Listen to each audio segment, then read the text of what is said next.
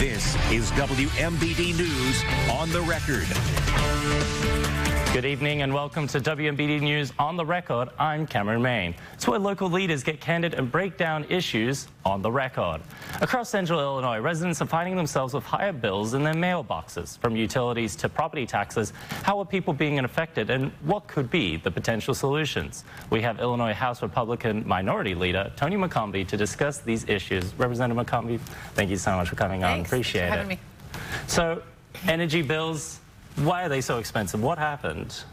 Well, several things over the years. You know, when you're trying to increase nuclear production or solar and wind, at the same time they're shutting down natural gas and coal. And those deadlines, unfortunately, do not add to our capacity. So that's one of the things you're seeing right now is the actual capacity. It's not necessarily, you know, company A, B, or C. It's how we're getting it in. And we need to be adding more energy to our grid, and we're not doing that.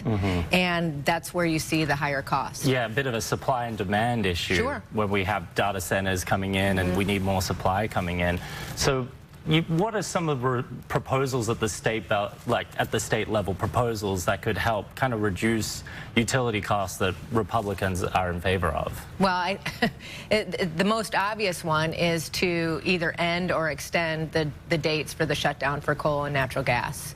Obviously remove the moratorium on nuclear. We do have the Clinton station that has the ability to put in another reactor. I think also when you have a big company coming in, or maybe quantum or data centers, for them to actually bring in with their construction plan, what's their energy plan as well.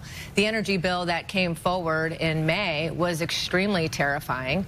It would have shut down any growth or any new business coming to Illinois with the concept of bring your own energy or pay 6 times the amount of anybody else. Right, so you were against, House Republicans were against the omnibus bill. Okay. And as it first read, everybody was against it. Right, yeah. And so another issue facing central Illinoisans is surprisingly property taxes. They've been going up and up and up. What have you been hearing from constituents about property taxes? Right, well, someone who had to just pay your second installment, we saw an increase personally with the assessed values continuing to go up. Even if tax levies went down, people saw an increase in their property taxes.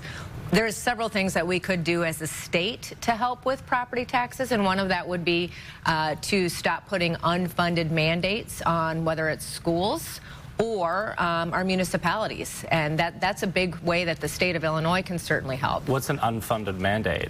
A requirement that the state puts on without funding, putting any funding source behind it.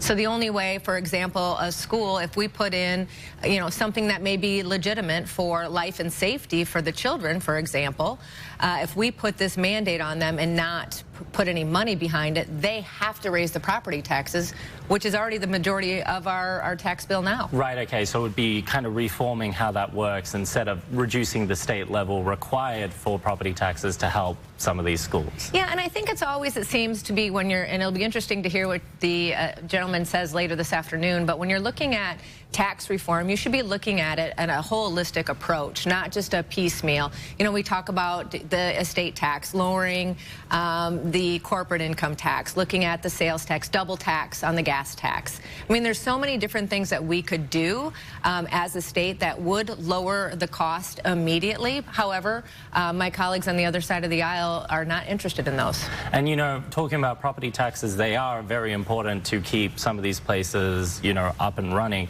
I did have a talk with Vela. He has a bill that would try and at least increase the income for a tax, property tax freeze for senior citizens. Would that be something on the same vein you'd be interested in? Yeah, actually, we have several bills in our caucus, as well as Democrats do as well, of raising that. And actually, Peoria's Jahan Gordon Booth, Representative, she and I collaborated and worked together on a bill that she actually passed in the House that I hope gets picked up in the Senate.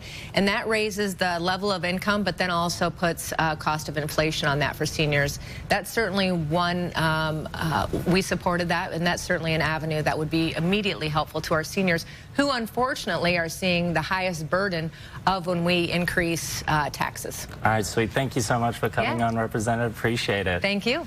Well, coming up next, we'll have your local weather authority giving you the temperatures near you. Stay tuned.